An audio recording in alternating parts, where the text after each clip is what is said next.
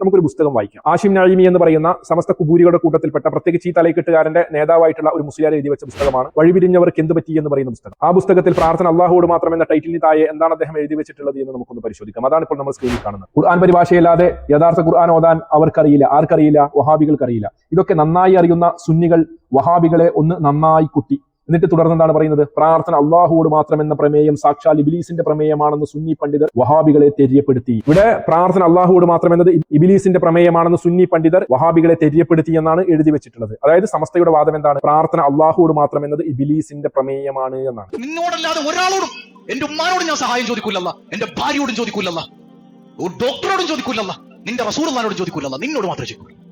അദ്ദേഹം ഇവിടെ പറഞ്ഞു വെക്കുന്നതാണ് ഉമ്മാനോട് സഹായം ചോദിക്കുന്നത്, ഉപ്പാനോട് സഹായം ചോദിക്കുന്നതും ഡോക്ടറോട് സഹായം ചോദിക്കുന്നതും ഒക്കെയാണ്. അവിടെ അതാണോ പറഞ്ഞു വെക്കുന്നത്? നമ്മൾ പരസ്പരം അങ്ങോട്ടും ഇങ്ങോട്ടും സഹായം എടുക്കുന്ന വിഷയമാണോ ഇവിടെ ചർച്ച? നിന്നെ മാത്രം ഞങ്ങൾ ആരാധിക്കുകയും നിന്നോട് മാത്രം ഞങ്ങൾ സഹായം തേടുകയും ചെയ്യുക എന്ന് പറയുന്ന ഈ സഹായത്തേട്ടം എന്താണ്? ഈ സഹായം പ്രാർത്ഥനയാണ് എന്ന് സമസ്തയുടെ ആളുകൾ എഴുതി വെച്ച പരിഭാഷയിൽ പോലും ഉള്ളതാണ്. ഇവരുടെ സ്ഥാപിക്കാൻ ശ്രമിക്കുന്നത് എന്താണ്? ഇസ്തിഗാസവാദം. ഇവരുടെ പിഴച്ച ഇസ്തിഗാസവാദം, ഷിയാക്കളുടെ ഇസ്തിഗാസവാദം, ഉമൈനിയുടെ ഇസ്തിഗാസവാദം, അത് സ്ഥാപിക്കാനാണ് ഇവിടെ ശ്രമിക്കുന്നത്. തുടർന്ന് അദ്ദേഹത്തിന്റെ സംസാരം കേൾക്കുമ്പോൾ നിങ്ങൾക്ക് കൃത്യമായി മനസ്സിലാക്കും. ചോദിക്കണ്ടല്ലോ, അതൊക്കെ എന്റെ റബ്ബിന്റെതാ. എന്റെ ഉമ്മാക്ക് ഒരു ഗ്ലാസ് ചായ ഉണ്ടാക്കാനുള്ള കഴിവ് സ്വന്തമായിട്ടുണ്ടെന്ന് ഞാൻ വിശ്വസിച്ചാൽ ഞാൻ ഇസ്ലാമിന്ന് ഓർക്കാം. അങ്ങനെ എനിക്ക് വിശ്വാസമില്ല. ഇയ്യാക്കൻ അഅ്ബുദു, നിന്നെ മാത്രം ആരാധിക്കുന്നു, നിന്നോട് മാത്രം ചോദിക്കുന്നു എന്ന് പറഞ്ഞാൽ തരുന്നവൻ നീ മാത്രമാണല്ല. എന്റെ ഉമ്മാക്ക് ഒരു കഴിവില്ല, എന്റെ റസൂലുള്ളാഹിക്ക് സ്വന്തമായിട്ട് ഒരു കഴിവില്ല, നീ കൊടുത്തതല്ലാതെ അവരിൽ ഒന്നുമില്ല റബ്ബേ. ഇത് തിരിച്ചറിയാതെ ഉമ്മത്ത് അങ്ങോട്ടും ഇങ്ങോട്ടും കാഫിറും മുശ്രിക്കുമാക്കാം. അവരെ വിളിച്ചില്ലേ, ഇവരെ വിളിച്ചില്ലേ.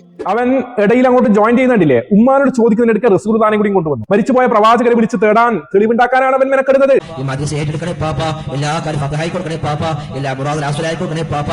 സഹോദരങ്ങളെ, ഇത് ബോധ്യപ്പെടാൻ വേണ്ടി ഇവിടെ ഞാൻ പറഞ്ഞല്ലോ, ഈ പറയുന്ന സഹായം അത് പ്രാർത്ഥനയാണ് എന്ന് ഇവരുടെ ആളുകൾ എഴുതി വെച്ച ഖുർആൻ പരിഭാഷയിൽ നിന്നാണ് നാം പരിശോധിക്കാൻ വേണ്ടി പോകുന്നത്. ഇവിടെ നമ്മൾ സ്ക്രീനിൽ കാണുന്നത് സമ്പൂർണ്ണ പരിഭാഷ. ആരെഴുതിയതാണ്? സയ്യിദ് മുഹമ്മദ് ശിഹാബുദ്ദീൻ ഇമ്പിച്ചുകോയ തങ്ങൾ, വലിയ ഖാദി, കോഴിക്കോട്. എന്താണ് അതിൽ അദ്ദേഹം ഈ ആയത്തിന്, ഇയ്യാക നഅ്ബുദു വഇയ്യാക നസ്തഈൻ എന്ന് പറയുന്ന ആയത്തിന് അർത്ഥം കൊടുത്തിട്ടുള്ളത് എന്നാണ് നമ്മൾ പരിശോധിക്കാൻ വേണ്ടി പോകുന്നത്. എന്താണ് ഇവിടെ കൊടുത്തിട്ടുള്ളത്? അല്ലാഹുവേ, നിന്നെ മാത്രം ഞങ്ങൾ ആരാധിക്കുകയും നിന്നോട് മാത്രം ഞങ്ങൾ സഹായം തേടുകയും ചെയ്യുന്നു. എന്താണ് ഇതിന് ചുവടെ എഴുതി വെച്ചിട്ടുള്ളത്? നമ്മെ സൃഷ്ടിക്കുകയും പരിപാലിക്കുകയും മറ്റും ചെയ്യുന്നത് ഏകനായ അള്ളാഹുവാണ്. ഈ കാര്യങ്ങളിലൊന്നും മറ്റാർക്കും യാതൊരു പങ്കുമില്ല. അതിനാൽ അള്ളാഹുവിനെ മാത്രമേ നാം ആരാധിക്കാൻ പാടുള്ളൂ. അവനോട് മാത്രമേ പ്രാർത്ഥിക്കാൻ പാടുള്ളൂ.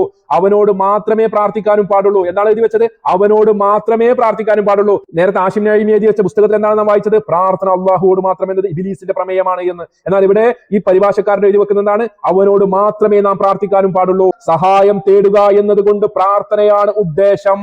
സഹായം തേടുക എന്നതുകൊണ്ട് ഉദ്ദേശം പ്രാർത്ഥനയാണ്. എന്നിട്ട് തുടർന്ന് പറയുന്നത് എന്താണ്? പ്രാർത്ഥനയാകട്ടെ ഇബാദത്തിന്റെ, ആരാധനയുടെ ഒരു ഭാഗമാണ് താനും.